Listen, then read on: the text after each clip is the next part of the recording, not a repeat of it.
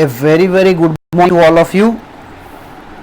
हमने last class में complete किया था एग्जम्पशन ऑन कैपिटल गेन। आज अपन शुरू करेंगे rate of tax on capital gain, जो कि आपका बहुत रिलेवेंट है, जिसका आपका क्या था, इंतजार था। तो उससे आज अपन कंप्लीट करेंगे रेट ऑफ टैक्स। तो ये क्लास थोड़ा लंबा लगेगा, मैं कोशिश करूंगा आज ही आपका कैपिटल गेन का जो भी बचा है उसे कंप्लीट कर दूंगा। 1.5 घंटा से 1 घंटा 40 मिनट तक ये वीडियो हो सकता है, तो तैयार हो जाए। आज अपन क्या कर लेंगे, कैपिटल गेन कंप्लीट कर देंगे। एंड जो भी कुछ बच्चा कुचा होगा, आप बुक से, आप जो भी बुक्स रेफर कर रहे हैं वहां से देख लीजिए। जो भी कुछ बच्चा कुचा है, अगर वहां से अगर आपका कुछ डाउट होगा तो मेरे से आप कांटेक्ट डायरेक्टली कर दीजिए। Right, okay.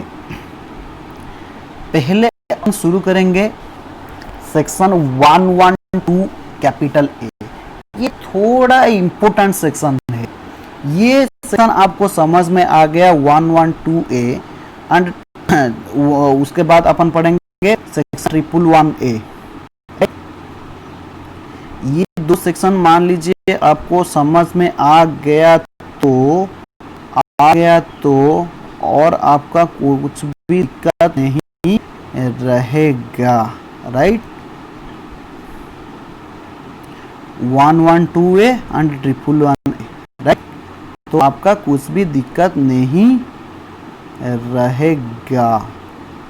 ये थोड़ा सा टेक्निकल सेक्शन है, ध्यान दीजिए।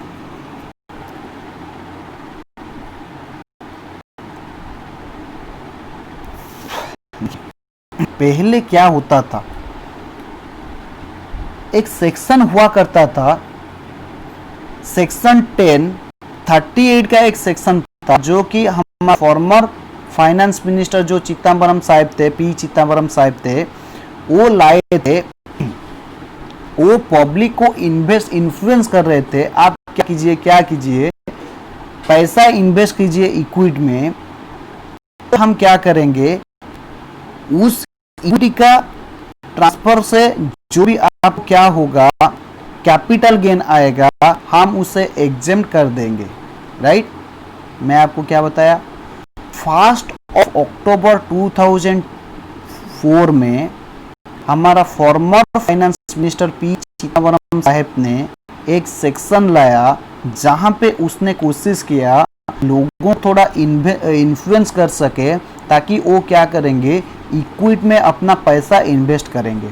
राइट, उसने बताया according to this section 1038 long term capital gain on equity share and equity oriented mutual fund जो भी यूनिट और ऑफ बिजनेस ट्रस्ट, वो आपका एग्जेम्प्टेड हो जाएगा एंड वो इम्पोज करेंगे short term capital gain. Right, जब भी आपका अच्छे दिन सरकार आ गया, दैट इज 2014 से जो अच्छे दिन का सरकार आ गया, यानी हमारा मोदी साहब का जो भी सरकार आ गया, तो वहां से जो हमारा फाइनेंस मिनिस्टर थे लेट मिस्टर अरुण जेटली, उसने क्या किया, वो देख रहे थे कहां पे कांग्रेस यूपीए गवर्नमेंट ने कहां गलत कर रखा है, तो उसको वो शुरू करने लगे। तो उसने क्या किया, अरुण जेटली ने ये बताया ऐसे कैसे हो सकता है, कैपिटल गेन को हम कैसे फुली एग्जेम्प्टेड कर देंगे।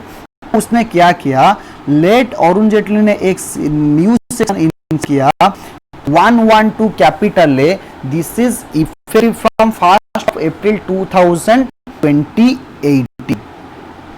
राइट, 2018 1 अप्रैल 2018 से ये वाला सेक्शन क्या हुआ है, एप्लीकेबल है, दैट इज योर सेक्शन 112 है।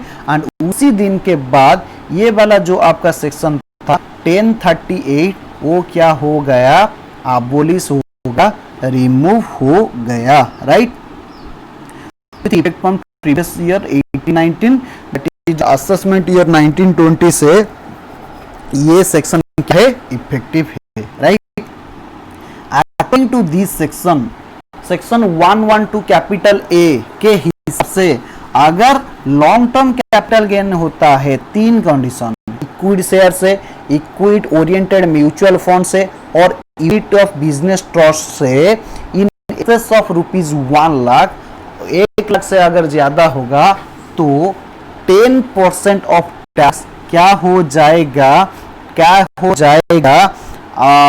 टैक्स लग जाएगा। कैपिटल गेन के ऊपर 10% टैक्स लग जाएगा अगर आपका कैपिटल गेन 1,00,000 को एक्सीड कर रहा है। मैंने आपको क्या बताया, सेक्शन 112A के हिसाब से अगर लॉन्ग टर्म कैपिटल गेन आ रहा है equity share, equity oriented mutual fund, business trust के in excess of ₹1,00,000, that will be taxable at a rate of 10%, right.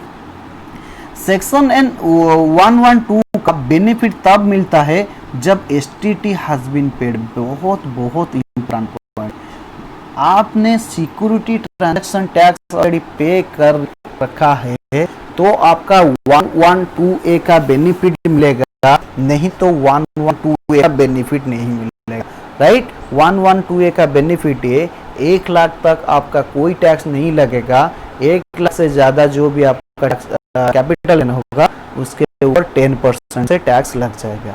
इनके सब इक्विटी शेयर के केस में ध्यान दीजिए, इक्विटी शेयर के केस में बोथ परचेज एंड सेल के टाइम पर इसको पे करना पड़ेगा। इक्विटी शेयर केस में मैंने यहाँ पे भी लिख रखा है, STT required to be paid on both purchase and sale of security, equity share के केस में। बाकी ये वाला जो रह गया इक्विटी ओरिएंटेड म्यूचुअल फंड और यूनिट ऑफ बिजनेस ट्रस्ट, उसी केस में सिर्फ सेल के टाइम पर, जब भी अपन सेल करेंगे ना उसी टाइम पर क्या होगा एसटीटी को पे करना पड़ेगा, राइट। ओके, मान लीजिए आपका कुछ कैपिटल गेन है, मैं जैसे ही 112A खत्म करूंगा और 111A खत्म करूंगा, उसके बाद मैं आपका एक कंप्लीट कर चलाऊंगा, ये है marginal tax, right. Marginal tax ये आपके मैं बता देता हूँ, इंटरमीडिएट के लिए ये मार्जिनल टैक्स का कॉन्सेप्ट एप्लीकेबल नहीं है। मैं मार्जिनल टैक्स पर कंप्लीट कर दूंगा, जो भी हम शॉर्टर्स पढ़ रहे थे वहां पे एक 30-20 मिनट्स का एक लेक्चर बचा है, मैं उसे कंप्लीट कर दूंगा, लेकिन ये इंटर के लिए एप्लीकेबल नहीं है। तो सी एंड सीए में इंटरमीडिएट के लिए ये क्लास एप्लीकेबल नहीं है, ये मार्जिनल टैक्स वाला। Okay, in case of mutual fund और यूनिट ऑफ बिजनेस ट्रस्ट, तो सेल ऑफ सिक्योरिटी के टाइम पर क्या लगता है एसटीटी लगता है। मान लीजिए आपका पीजीबीपी कितना इनकम है, 5 लाख है, right. Long term capital under section 112A 5 lakh का है, पीजीबीपी का इनकम 4 लाख का है, तो आपका 9 लाख का इनकम हो गया। तो उस 9 लाख के ऊपर कैसे टैक्स कैलकुलेशन होगा, ध्यान दीजिए। ये जो लॉन्ग टर्म कैपिटल है ना, 1,00,000 तक आपका बिल्कुल एग्जेम्प्टेड हो जाएगा, दैट मीन्स रिमेनिंग रह गया आपका कितना, 5 लाख से 1,00,000 तो एग्जेम्प्टेड हो गया, बाकी जो 4 था उसके ऊपर at the rate of 10% tax आएगा, दैट इज आ जाएगा आपका 40,000, राइट। बाकी जो 4 लाख आपका पीजीपी का इनकम था, यहाँ पे स्लैब रेट लगाएगा। स्लैब रेट कितना है, 2,50,000 तक आपका कोई भी टैक्स नहीं लगेगा।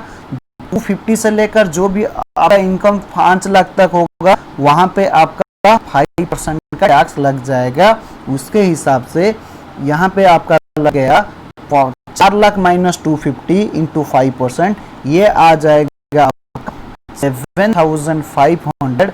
आपका कुल मिलकर हो गया 47,500। उसके ऊपर हायर एजुकेशन से जो है 4% लग जाएगा, ये आ जाएगा 1,900।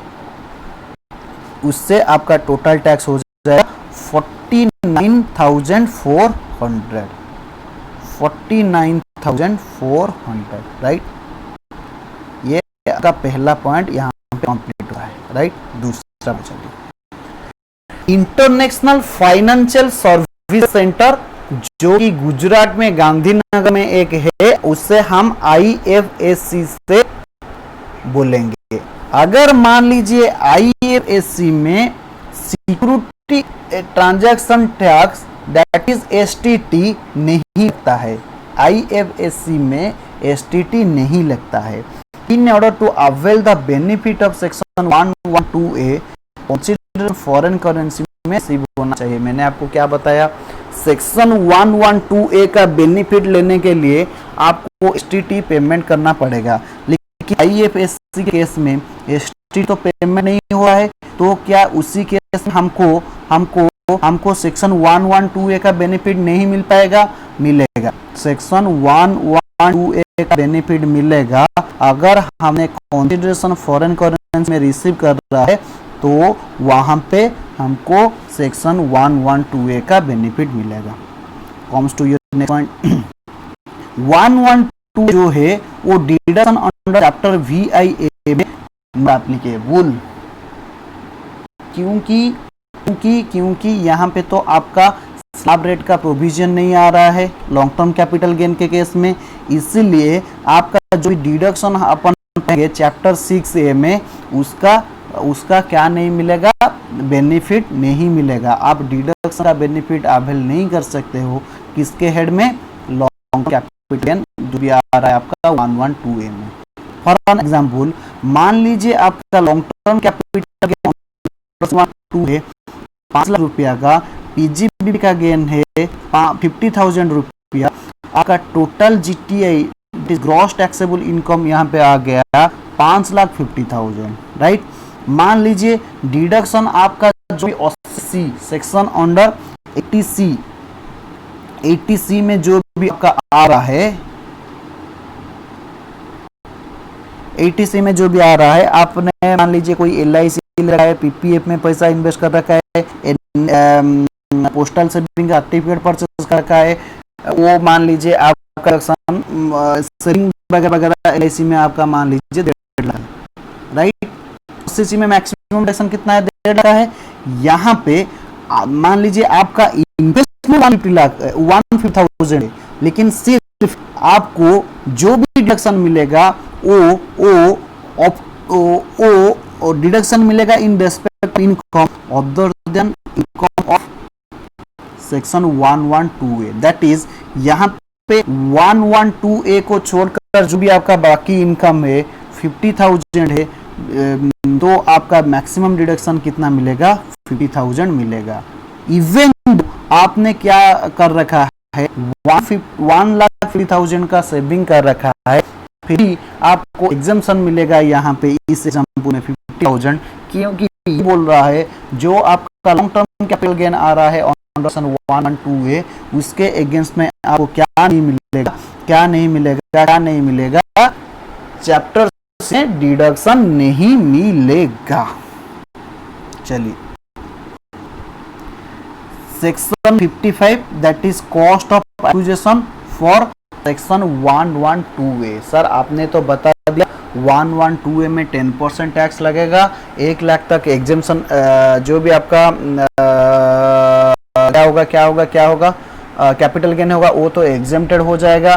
उसके अगेंस्ट में हम तो चैप्टर 6 के हिसाब से डिडक्शन नहीं क्लेम करते हैं। उसके बाद बताओ हमको कॉस्ट ऑफ एक्विजिशन हम कैसे कंप्यूट करेंगे, right.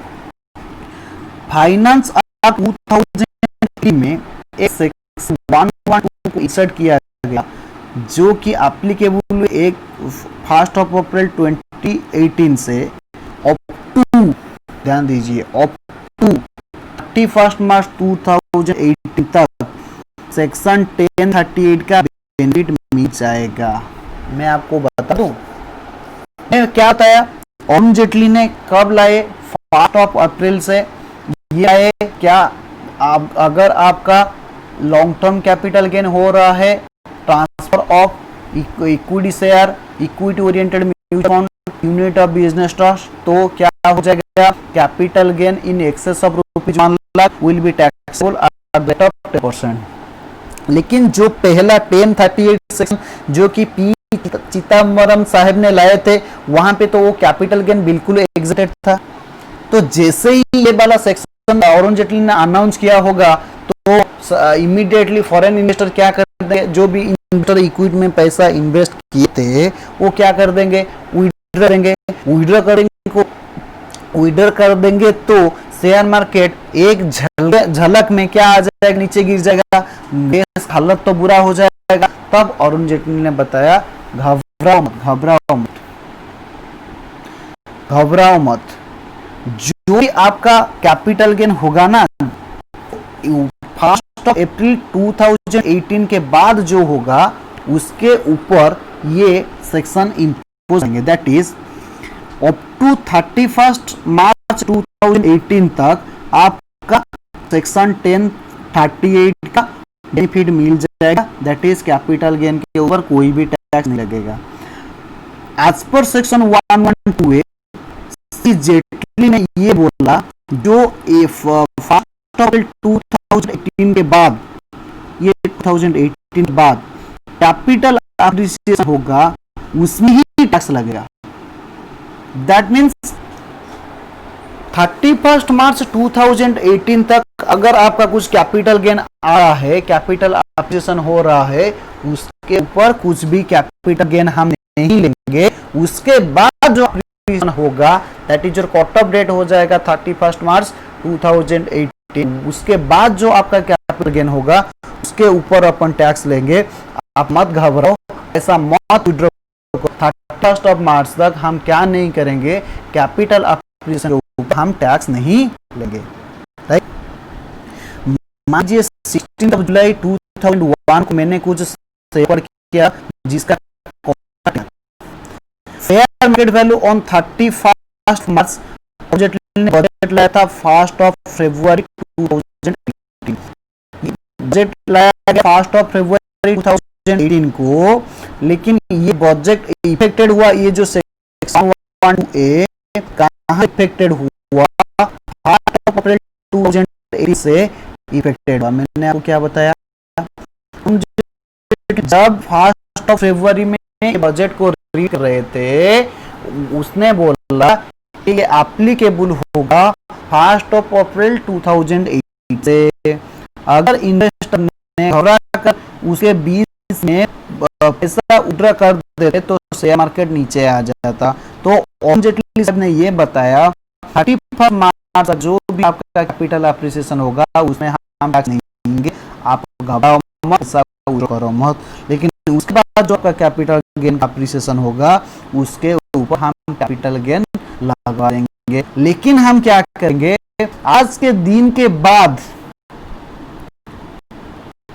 1 February 2018 that is example चल जाएगा। मान लीजिए 16 जुलाई को मैंने शेयर एक्वायर किया था, 31 जनवरी में फेयर मार्केट वैल्यू आ गया लाख का, यहाँ कितना हो गया, हो गया सॉरी 40 का हो गया। यहाँ 40 हम कोई नहीं लेंगे, क्या नहीं लेंगे, क्या नहीं लेंगे, आपका कैपिटल के ऊपर में टैक्स नहीं लेंगे। That is 31 January 30 January applicable तो रहा है 1 अप्रैल से, लेकिन हम 31 मार्च कर रहे हैं क्योंकि बजट आया 1 फरवरी 2018 से, तो उससे पहले डेट तक जो भी आपका कैपिटल अप्रिसिएशन हुआ था उसके ऊपर कैपिटल गेन नहीं लगेगा। हमारे एग्जांपल में हम फेयर मार्केट कर रहे हैं 31 जनवरी 2018 का, दैट इज जो यहाँ आपका कैपिटल गेन आया उसके ऊपर कोई भी टैक्स नहीं लगेगा। दैट इज 40 लाख के ऊपर कोई टैक्स लगेगा। मान लीजिए 19 जुलाई 19 को मैंने सेल कर दिया 50 में, राइट, ये जो minus that is fair market value on 31 January 2018, वो डिफरेंस अमाउंट क्या हो जाएगा, टैक्सेबल हो जाएगा, टैक्सेबल हो जाएगा, आपके ऊपर टैक्स लग जाएगा। मैंने आपको क्या बताया, और जेटली ने बजट कब लाए, 1 फरवरी 2008 को बजट आया। उस बजट क्या लिखा हुआ, 1 अप्रैल 2018 से 112 एप्लीकेबल होगा, राइट। तो 31 मार्च 2018 तक सेक्शन 1030 एप्लीकेबल हो जाएगा। मगर क्या होगा, जो भी आप फेयर मार्केट वैल्यू है ना 31 ऑफ जनवरी 2018 तक, उसके उसी डेट तक आपका जो भी कैपिटल अप्रिसिएशन है उसके ऊपर हम कुछ भी टैक्स नहीं लगाएंगे, लेकिन उसके बाद जो भी आपका कैपिटल अप्रिसिएशन हो जाएगा वो उसके ऊपर हम टैक्स लगा दे। जैसे कि हमारे एग्जाम्पल में मैंने शेयर एक्वायर किया था 10 लाख में 1 जुलाई 2001 को, and fair market value on आज ऑन 31 जनवरी 2018 है, मान लीजिए 50 लाख। तो यहाँ पे जो मेरा कैपिटल अप्रिसिएशन हो रहा है 40 लाख का, उसके ऊपर कुछ टैक्स नहीं लगा। मान लीजिए उसके बाद मैंने 19 जुलाई 2019 में मैंने उसे बेच दिया 58। इन दैट केस कैपिटल गेन मेरा आ जाएगा, फुल वैल्यू कंसीडरेशन मेरा आ जाएगा 58 लाख। हम कॉस्ट ऑफ एक्विजिशन लेंगे fair market value on date of 31 March 2018। Sir हम 31 जनवरी 2018 31 जनवरी 2018, सॉरी मेरे को माफ कर गया, 31 जनवरी 2018। सर हम 31 जनवरी 2018 को क्यों फेयर मार्केट वैल्यू लेंगे? क्योंकि बजट आया था 1 फरवरी 2018 को, उस दिन अरुण ने बताया 31 जनवरी तक जो भी आपका कैपिटल अप्रिसिएशन हुआ है उसके ऊपर कोई भी क्या नहीं लगेगा, कैपिटल गेन के ऊपर टैक्स नहीं लगेगा। अंडर सेक्शन 55 के हिसाब से before 1 February 2018 then cost of acquisition, अगर शेयर आपने एक्वायर किया है 1 फरवरी 2018, यहाँ पे जिस हमारे सामने बजट को रिप्रेजेंट कर रहे थे, पढ़ रहे थे, उसी डेट से पहले अगर आपने शेयर एक्वायर कर रखा है तो आपका क्या होगा, ध्यान दीजिए, बहुत इम्पोर्टेंट एग्जाम में आने का 90% से कॉस्ट ऑफ एक्विजिशन हम कैसे लेंगे। लॉ ने डायरेक्टली नहीं बताया 31 जनवरी 2018 को कॉस्ट लेंगे, उसने क्या बताया, ओरिजिनल कॉस्ट जो है वो, और ये सेकेंड पॉइंट में 2 पॉइंट है, वहां पे जो लोअर होगा एंड फर्स्ट सेकेंड पॉइंट जो भी हायर होगा वो हो जाएगा आपका कॉस्ट ऑफ एक्विजिशन। कैसे? ओरिजिनल कॉस्ट, और पॉइंट 2 में है फेयर मार्केट वैल्यू आज ऑन 31 जनवरी 2018 और फुल वैल्यू ऑफ कंसीडरेशन जो होगा उसे कंपेयर करेगा ओरिजिनल कॉस्ट के साथ, वहां से जो हायर आएगा वो हो जाएगा कॉस्ट ऑफ एक्विजिशन। सर हमारा तो दिमाग में दही बन गया, कैसे हम याद करेंगे? ध्यान दीजिए, आपको क्या बताया, 1 फरवरी से अगर आपने कुछ क्या शेयर एक्वायर किया, देन आपका कॉस्ट ऑफ एक्विजिशन कैसे होगा? हमारा एबव एग्जाम में हम क्या था, 16 जुलाई 2001 शेयर एक्वायर किया था, तो इन that case cost of acquisition वो डायरेक्टली 50 लाख नहीं लेंगे, कैसे लेंगे? ध्यान दीजिए, वो ले रहे हैं cost of acquisition, original cost मेरा कितना था 10 लाख। पॉइंट 2 में क्या है, फेयर मार्केट वैल्यू आज ऑन, यहाँ पे गलत हो गया, 31 जनवरी 2018 को फेयर मार्केट वैल्यू कितना था 50 लाख। बी में फेयर वैल्यू ऑफ कंसीडरेशन कितना आ गया 58 लाख, तो उसमें जो लोअर होगा that is 50 lakh 58 lakh, lower कितना आया 50 लाख। ये 50 लाख को कंपेयर करेंगे ओरिजिनल कॉस्ट से, जो आपका क्या आएगा, हाई आएगा, वो हो जाएगा आपका cost of acquisition. Right. Sir law maker ने ऐसे क्यों बताया? हम तो डायरेक्टली अगर ले जाते ना फेयर मार्केट वैल्यू तो भी चल जाता, लेकिन लॉ मेकर ने कैसे इतना हार्ड लेबर क्यों किया? मतलब इंटेंशन क्या है लॉ मेकर का? लॉ मेकर का इंटेंशन ये है, ध्यान दीजिए, दूसरा वाला जो एग्जाम्पल दूंगा आप वहां में पता चल जाएगा लॉ मेकर ने कैसे लिखा, उसके बाद मैं उसे रिपीट करता हूं। देखिए, मान लीजिए मैंने शेयर एक्वायर किया था 16 जुलाई 2001 को, राइट, जिसका कॉस्ट था 10 लाख। मान लीजिए फेयर मार्केट वैल्यू था ऑन 31 जनवरी 2018 50 लाख, मैंने उसे बेच दिया 19 जुलाई 19 को सेल कर दिया 44 लाख। क्या होगा जी, यहाँ पे कैपिटल कैसा आ जाएगा सर, 48 के हिसाब से कैपिटल गेन कंप्यूट होगा, full value consideration minus expenses on transfer, वो हो जाएगा net consideration minus cost of acquisition और इंडेक्स कॉस्ट ऑफ एक्विजिशन, जो भी आप बच जाएगा वो भी कैपिटल गेन आपका आ जाएगा। तो क्या हुआ सर, हम कॉस्ट ऑफ एक्विजिशन से कंप्यूट करेंगे, दीजिए ओरिजिनल कॉस्ट ले जाएंगे, ओरिजिनल कॉस्ट है 10 lakh, fair market 31 March 30 lakh, fair market value on 31 sorry मैं मार्च बोल देता हूँ 31 जनवरी 18 ये आ जाएगा आपका, यहाँ पे सेल वैल्यू आ गया, फुल वैल्यू ऑफ कंसीडरेशन आ गया 44 लाख, 50 लाख, वहां से जो लोअर होगा 44 लाख उससे कंपेयर करेंगे ओरिजिनल कॉस्ट के हिसाब से, ओरिजिनल कॉस्ट से कंपेयर करके जो हायर आएगा वो हो जाएगा कॉस्ट ऑफ एक्विजिशन, आपका in that case capital gain आ जाएगा नील। अगर ध्यान दीजिए मैं डायरेक्टली यहाँ पे कॉस्ट ऑफ एक्विजिशन क्या लिख लेता 50 लाख लिखता तो क्या होता, यहाँ पे मान लीजिए आपके हिसाब से 31 जनवरी 2018 का मैं कॉस्ट ऑफ एक्विजिशन ले लेता 50 लाख, तो यहाँ पे मेरा कैपिटल लॉस आ जाता 30 लाख रुपया का कैपिटल लॉस आ जाता।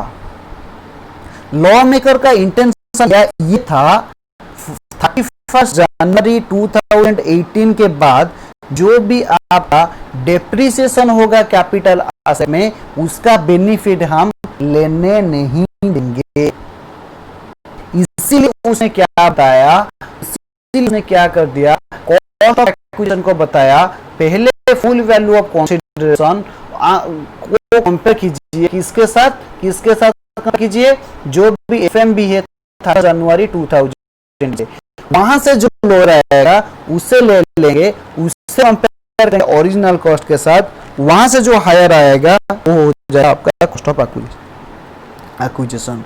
लॉ मेकर इंटेंशन है बिकॉज लॉ मेकर ने कैपिटल लॉस एडजस्टमेंट करने को नहीं देंगे, जो भी आपका ट्रांसफर में कैपिटल गेन कैपिटल लॉस होगा ना, लॉ मेकर का इंटेंशन ये है ये कैपिटल लॉस को हम एडजस्ट करने के नहीं देंगे, इसलिए फेयर मार्केट वैल्यू आज ऑन 31 जनवरी 2018 को हम डायरेक्ट नहीं लेते हैं, लॉस होगा नहीं वर्सेस लॉस देने नहीं देंगे। ध्यान दीजिए दो डिफरेंट वर्ड है, शायद आपको समझ में आ गया होगा। यहाँ पे यूं हम 31 मार्च 2018 का फेयर मार्केट वैल्यू नहीं ले रहे थे, लॉ मेकर का इंटेंशन था जो भी ट्रांसफर से आपको कैपिटल लॉस होगा उससे हम एडजस्ट करने नहीं देंगे, लॉस होगा नहीं, लॉस लेने नहीं देंगे टू फेयर मार्केट वैल्यू। देखिए मैंने एक्वायर्ड किया सिटी ऑफ,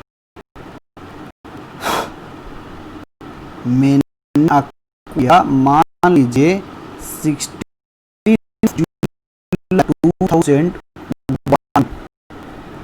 मैंने एक्वायर्ड किया 70 lakh, right. Fair market value 31 January 2018 को हो गया, लेकिन शेयर कर दिया 19 जुलाई 19 को कितने में सेल कर दिया 4 लाख में सेल कर दिया, तो कैपिटल गेन हम कैसे कंप्यूट करेंगे 48 के करेंगे, जहां पे हम पहले कंसीडर करेंगे फुल वैल्यू कंसीडरेशन, हमारे एग्जांपल में फुल वैल्यू कंसीडरेशन आ रहा है 44 lakh minus cost of acquisition को करेंगे, लॉन्ग कैपिटल गेन आ जाएगा। तो कॉस्ट ऑफ एक्विजिशन को कैसे करेंगे, तो पहले हम कंपेयर करेंगे फेयर मार्केट वैल्यू 31 जनवरी का with full value consideration, fair value 30 lakh consideration 44 lakh, यहाँ पे जो लोअर होगा उससे कंपेयर करेंगे ओरिजिनल कॉस्ट के साथ, जो हायर होगा 70 लाख, ये हो जाएगा आपका क्या क्या क्या कॉस्ट ऑफ एक्विजिशन, यहाँ पे कैपिटल लॉस आएगा, राइट। लेकिन फेयर मार्केट वैल्यू के बाद जो आपका लॉस होगा उससे हम एडजस्ट नहीं करने देंगे। ये लॉस होगा तो चलेगा, लेकिन फेयर मार्केट की वजह से जो लॉस आएगा और इंटेंशन ये था उसे वो एडजस्ट करने नहीं देंगे। सो लॉस नहीं बोल नहीं सकते, लॉस तो होगा, लेकिन लॉ में ये है बेनिफिट देंगे। लॉस हो सकता है लेकिन लॉस का बेनिफिट नहीं देंगे, जो कि फेयर 31 जनवरी 2018 आ रहा है, उससे जो लॉस होगा उससे एडजस्ट करने के हम नहीं देंगे। ये लॉ मेकर का इंटेंशन है, राइट? ओके ओके, अब तक मैंने क्या बताया मिनट से देता हूँ। 50 ने ये बता रहा है सेक्शन 112 के लिए भी आपका कॉस्ट ऑफ एक्विजिशन होगा, हम करेंगे जो भी पहला कंपेयर करेंगे फेयर मार्केट वैल्यू आज on 31 January 2018 and full of consideration से कंपेयर करेंगे। वहां से जो आएगा उससे कंपेयर करें ओरिजिनल कॉस्ट के साथ, वो जो हायर आएगा वो हो जाएगा आपका कॉस्ट ऑफ एक्विजिशन। वो सन 55 बोल रहा है, वो section 55 summary for compute the cost of acquisition for project of 1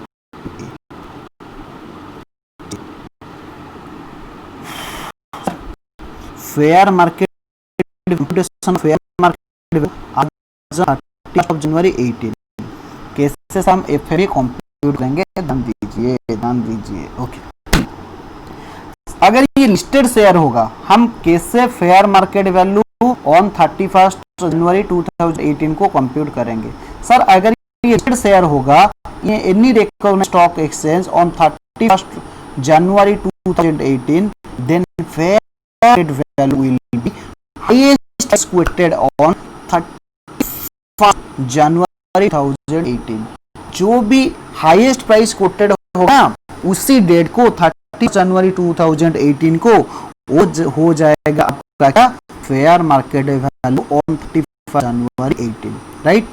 मान लीजिए 31 जनवरी को कोई भी ट्रेड नहीं हुआ था, देन उसे पहले लाटेस्ट पहले कॉस्ट बिफोर जो भी आपका ट्रेडिंग होगा ना उसी डेट का क्या ले लेंगे हाईएस्ट ले लेंगे। If no trading on 31 January then highest price on such stock exchange on immediately preceding 31 January 2018 जो होगा उसे हम क्या ले जाएंगे cost of acquisition sorry fair market value ले जाएंगे, राइट? अगर सर ये ओनली होगा तो क्या होगा? मान लीजिए लिस्टेड होगा, in case of fair market value हो जाएगा 31 जनवरी 2018 को जो भी फेयर मार्केट वैल्यू हो जाएगा यूनिट के केस में वो हो जाएगा सॉरी जो भी एनएवी होगा वो हो जाएगा फेयर मार्केट वैल्यू। मैं और बार बता देता हूं, in case of only share और यूनिट के केस में क्या हो जाएगा? जो भी 31 जनवरी 2018 को एनएवी था वो हो जाएगा फेयर मार्केट वैल्यू। शेयर किसमें होगा? ओनली क्या होगा?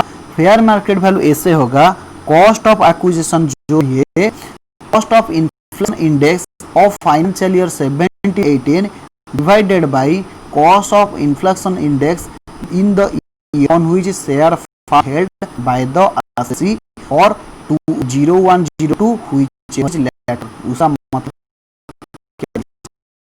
मान लीजिए मैं प्रीवियस ईयर 2001-2 को शेयर किया था 5 लाख, राइट? मान लीजिए 17-18 का इंडेक्स से फॉर एन एग्जांपल इंडेक्स है 17-18 का, तो कैसे फेयर मार्केट वैल्यू आएगा? 5 लाख इंटू 17-18 का इंडेक्स है 230 होल डिवाइडेड बाय कितना जाएगा? होल डिवाइडेड बाय जिस ईयर में हमने आकड़ किया था उसका इंडेक्स का वैल्यू दैट इज 100। अगर मान लीजिए मैं ये शेयर 95-96 में शेयर आकड़ किया था, 95-96 प्रीवियस ईयर में मैंने शेयर आकड़ किया था। इन दैट केस हम कॉस्ट ऑफ इन्फ्लेशन इंडेक्स कब करेंगे, कर लेंगे 95 96 में 5 लाख में आकड़ किया था, right. In that case fair market value आ जाएगा 5 लाख इंटू 1718 का, जो कि कॉस्ट ऑफ इन्फ्लेशन है, मान लीजिए 234 divided by cost of inflation index of 0102, जो भी आपका 0102 का कॉस्ट ऑफ इन्फ्लेशन इंडेक्स है, that is your. Okay okay sir. उसके बाद सर जो भी आपका रिबेट है on 87A is not applicable against long term capital gain taxable 112A। पहले ये बताया था चैप्टर 6 के अंडर हम डिडक्शन नहीं देंगे। यहाँ पे 87A में जो भी आपका रिबेट है, जैसे कि अगर आपका इनकम 5 लाख से कम है तो आपके ऊपर कोई टैक्स नहीं लगेगा, उसका बेनिफिट हम यहाँ पे 112 के 2A के अगेंस्ट में जो भी कैपिटल गेन होगा नहीं देंगे, right. Capital gain from section 112A is not eligible to get any rebate. Section 87A में ये बोल रहा है अगर कोई भी एसेट का इनकम लेस देन 5 लाख है तो उससे रिबेट मिल जाएगा, तो उसका इनकम टैक्सेबल नहीं होगा। सीजी में notice certain mode of action where condition of payment of STT on acquisition would not be applicable, that is STT का पे होगा नहीं होगा, तो क्या होगा कैसे होगा, वो सेंट्रल गवर्नमेंट नोटिफिकेशन लाकर वो डिसाइड करेगा। आज पर notification equal first of October 2004 eligible for benefit of section 112A, that is STT first of October 2004 से पहले नहीं था, मैं आपको बता चुका हूं। और चिदम्बरम साहब ने जब फाइनेंस एक्ट लाए थे उसने ये बताया था सेक्शन 1038 को इंसर्ट करके ये बताया था आपने equity oriented mutual fund business unit और बिजनेस से जो आप कैपिटल गेन होगा वो एग्जेम्प्टेड हो जाएगा, लेकिन आपको क्या पेमेंट करना पड़ेगा, सिक्योरिटी ट्रांजैक्शन पेमेंट करना पड़ेगा। तो ये 1 अक्टूबर 2004 के पहले से अगर आपने कुछ शेयर एक्वायर्ड कर रखा है तो वहां पे एसटी का प्रोविजन ही नहीं था, तो आपको पेमेंट नहीं किया भी 112A का बेनिफिट मिल जाएगा, क्योंकि 112A में ये लिखा है आप 112A के बेनिफिट तब ले सकते हैं वो जब अपने एसटीटी पे कर रखा हो। इसीलिए 1 अक्टूबर 2004 के पहले तो एसटीटी नहीं था, उससे पहले अगर आपने कुछ शेयर कर रखा है तो आपके ऊपर क्या नहीं आप तो आप कर सकते हैं 112A का बेनिफिट ले सकते हैं। ऑन और after 2004 benefit of 112A where STT were not charged। जिस ट्रांजैक्शन के ऊपर मान लीजिए STT चार्ज नहीं हो रहा है and STT नहीं हो रहा है, आपसे 1 अक्टूबर 2004 के बाद एक्वायर्ड कर रहे हैं, फिर भी उसके ऊपर आप 112A का बेनिफिट ले सकते हैं, क्योंकि वो शेयर के ऊपर और सिक्योरिटी के ऊपर एसटीटी का प्रोविजन के बोलिए। पहले मैंने आपको क्या अगर 2004 से कुछ शेयर एक्वायर्ड कर रखा है एसटीटी पे नहीं किया तो चलेगा, क्योंकि वहां उस टाइम पे एसटीटी नहीं था। उसके बाद मान लीजिए 1 अक्टूबर 2004 से बाद आपने कुछ शेयर किया लगता है, इसको अगर आपने आप बेनिफिट ले सकते हैं। बेनिफिट इज ये थोड़ा इम्पोर्टेंट पड़ेगा। पहला कंडीशन ये है, मैं प्लीज दीजिए, where acquisition of existing listed share whose share are not frequently traded in a recognized stock exchange is made through a preferential issue provided above was not applicable if if acquisition approved by Supreme Court, High Court, and CLTB by any non-resident in accordance with FDI guidelines by any investment or qualified institutional buyer। उसका मतलब क्या है वो बता रहा है यार। Section 112 का प्रोविजन एप्लीकेबल ही नहीं हो। Benefit sorry however in following cases benefit of section 112A not applicable। that means 112A का जो भी बेनिफिट है वो हम लेने नहीं देंगे। कौन सी केस में लेने नहीं देंगे? for acquisition of existing listed equity share whose share are not frequently traded in a recognized exchange is made through a preferential issue।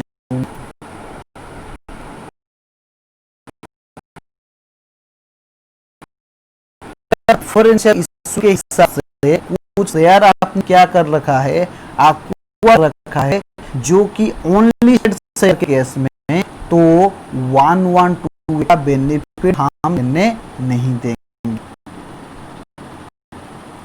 112 का बेनिफिट नहीं लेगा अगर कोई ओनली शेयर आपने प्रेफरेंशियल इशू के हिसाब से ले रखा है। फिर उसके बाद ये बोल रहा है प्रेफरेंशियल इशू के केस में एग्जेम्पशन क्या है? दैट मींस आपको 112 का बेनिफिट मिल जाएगा अगर provided above clause not applicable. Above clause means ये clause not applicable. That means यहाँ पे नॉट। दैट मींस 112 का बेनिफिट एप्लीकेबल हो जाएगा इवन आपने प्रेफरेंशियल इशू के हिसाब से शेयर एक्वायर्ड कर रखा है अनलिस्टेड शेयर का। अगर ये सुप्रीम ने अप्रूव कर रखा है, हाई कोर्ट ने अप्रूव कर रखा है, एनसीएलटी ने, सेबी ने, आरबीआई ने अप्रूव कर रखा है एंड एनी नॉन रेजिडेंट ने एफडीआई गाइडलाइंस के हिसाब से शेयर एक्वायर्ड कर रखा है प्रेफरेंशियल इशू के ऊपर and by any investment fund and qualified institutional buyer. अगर उसने प्रेफरेंशियल इशू रखा है तो 112A का बेनिफिट मिल जाएगा। मैंने क्या बताया? मैंने बताया 112A का बेनिफिट नहीं मिलेगा तीन केसेस में। पहला केस में बता रखा है अगर कोई अनलिस्टेड सिक्योरिटी शेयर आपको प्रेफरेंशियल बेसिस में अलग हो रहा है तो 112 का बेनिफिट नहीं मिलेगा।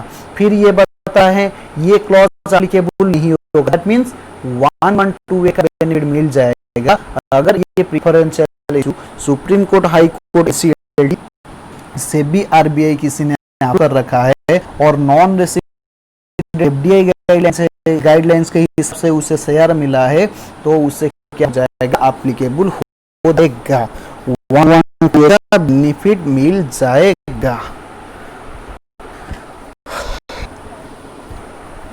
Okay acquisition of existing liquidity in a company not entered to a recognized stock exchange of India। That means जो भी acquisition of an existing liquidity in a company not entered through a recognized stock exchange in India। अगर कोई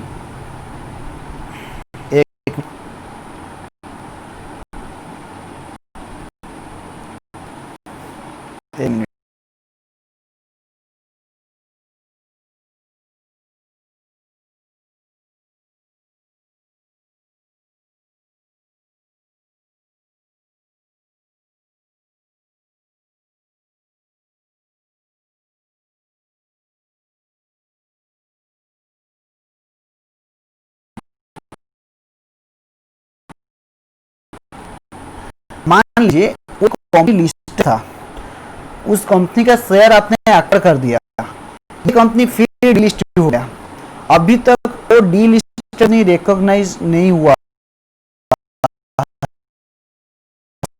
मैंने क्या बताया? मान लीजिए कोई कंपनी लिस्टेड था, आपने उस कंपनी का शेयर एक्वायर किया लेकिन एक्वायर करने के बाद वो कंपनी डीलिस्ट हो गया। डीलिस्ट होने के बाद अब तक लिस्टेड नहीं हो रहा है तो इन दैट केस सेक्शन 112A का बेनिफिट नहीं मिलेगा। Acquisition of security of A during the intervention year starting from the date on company is delisted on listed and ending on the date immediately preceding the date on which the company again listed। मान लीजिए company ने जब list हुआ और company जब again list हो रहा है, कंपनी ने लिस्ट हुआ, कंपनी ने लिस्ट हो रहा है, डी लिस्ट हुआ, पहले लिस्ट हुआ, अभी रीलिस्ट हो रहा है। उस पीरियड के दौरान मान लीजिए अगर आपने कुछ शेयर किया है तो आपको बेनिफिट नहीं मिलेगा।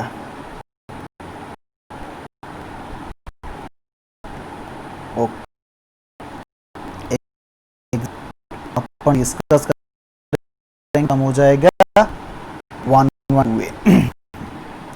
मान लीजिए कोई मिस्टर एके था जिस लॉन्ग कैपिटल गेन आ रहा है सेक्शन 112A से 4,50,000 को, राइट। तो क्या का ध्यान दीजिए,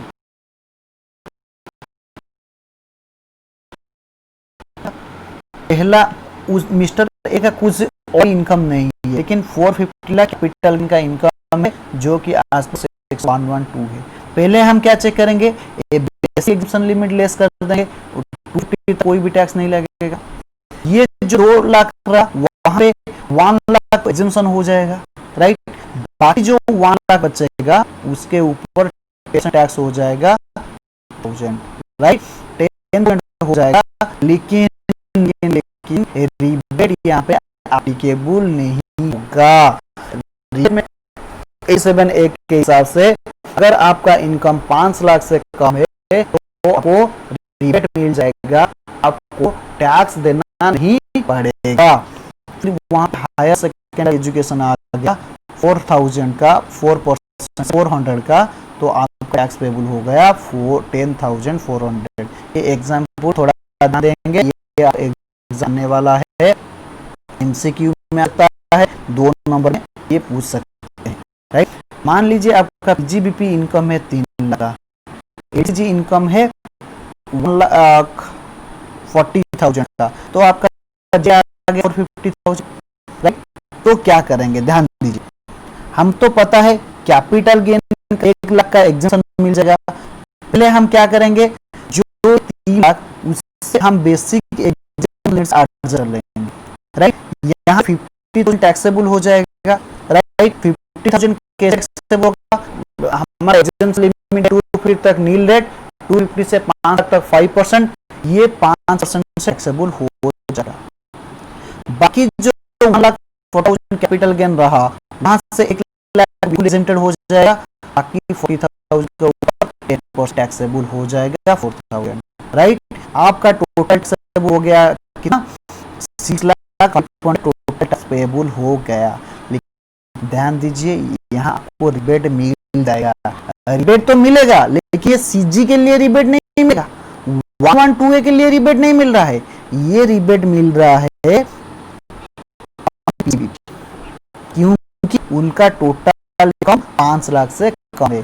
PGBP के रिबेट मिल जाएगा था 2,000 जाएगा आपका,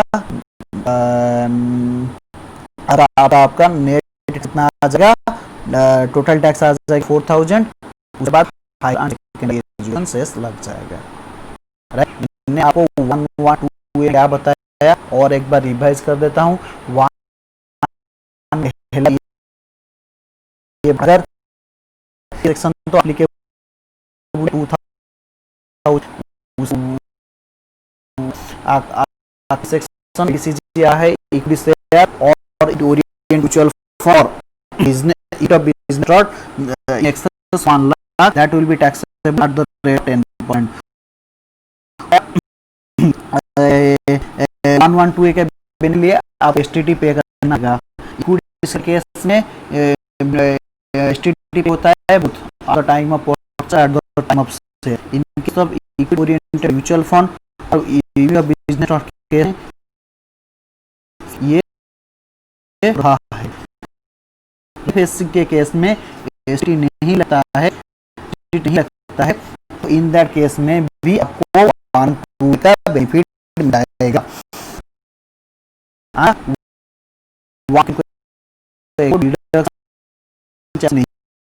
उसके बाद हम पढ़ा था कॉस्ट ऑफ एक्विजिशन हम डिफाइन करेंगे सेक्शन 55 के हिसाब से, राइट। कॉस्ट ऑफ एक्विजिशन लेंगे 2018 का, उससे कंपेयर करेंगे वैल्यू ऑफ कंसीडरेशन, जो भी लोअर आया उससे कंपेयर करेंगे ओरिजिनल कॉस्ट जो जाएगा उसका कॉस्ट। उसके बाद हम लॉस कर देंगे, लॉस कैलकुलेट करेंगे। अगर रिलेटेड से होगा तो जो भी हाईएस्ट होगा ऑन 31 जनवरी 2018 को वो हो जाएगा एफएमबी। 31 जनवरी 2018 कोई भी ट्रेडिंग नहीं हुआ था, उससे जस्ट प्रीसीडिंग डे वो भी हाई प्राइस होगा ट्रेडिंग का, वो मार्च 30 जनवरी 2018। अब लिस्टेड यूनिट और लिस्टेड इक्विटी शेयर के केस में हम कैसे लेंगे, लिस्टेड होगा जो एनए भी होगा 31 जनवरी 2018 वो हो जाएगा। अब ये है क्या हो रहा है, क्या share not listed on 31 January 2018 calculate हो जाएगा cost of into cost inflation index in the 18 divide index जिस शेयर में आपने किया। मान लीजिए 2001-2 से आपको रखा है तो 1-2 का इंडेक्स आप लेंगे, ए का नहीं मिलेगा, 87 ए का नहीं मिलेगा। उसके बाद हम पढ़ा था सीजी नोटिफिकेशन दे रखा है, अगर मान लीजिए फर्स्ट ऑफ 2000 पहले से आप कुछ शेयर एक्वायर कर रखा है, इस एप्लीकेबल नहीं पे किया है तो भी आपको 1 मिल जाएगा। मान लीजिए कोई फर्स्ट ऑफ 2000 के बाद रखा है जहां पे स्ट्रीट केस में भी 1 का